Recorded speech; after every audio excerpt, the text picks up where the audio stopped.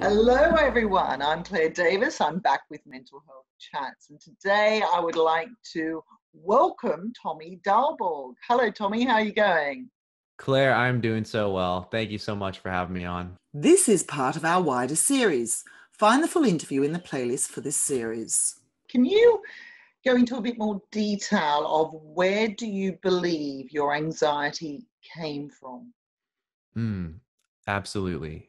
And, I think there are three places where I think it comes from in particular. And it's probably unique to every single person out there. But for me, I would say there's the general anxiety of the unknown, the uncontrollable. That anxiety you feel when you think about your finances or what your future is going to look like. Any anxiety you feel from not being in this present moment. I think that that's something that every single person out there has experienced for the most part.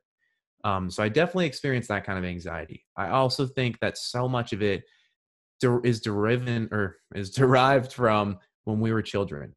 A lot of the experiences that I had, like being bullied, made fun of for my weight. I grew up as a really heavy kid.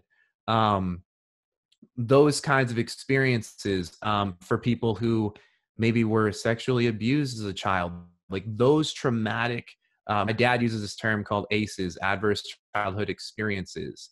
Those things absolutely contribute to the anxiety that you feel. I think, for example, myself, let's go to the weight issue, right? So I was bullied a lot as a kid for being a bigger kid.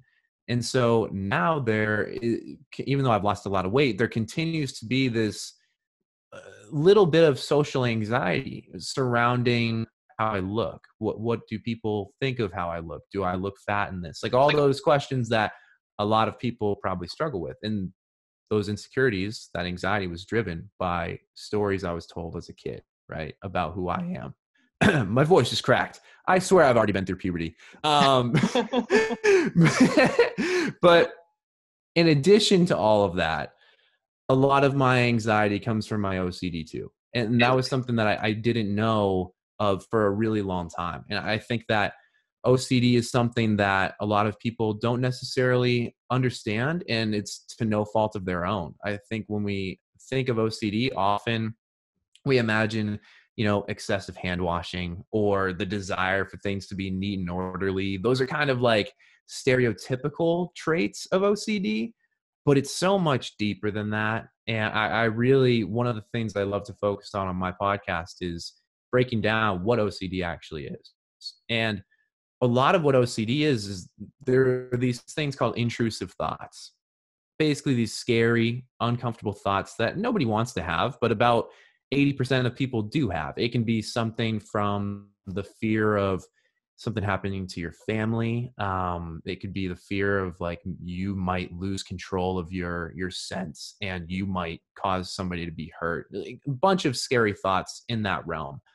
And for people with OCD, they really can latch on to these intrusive thoughts because our brains treat them as a true threat.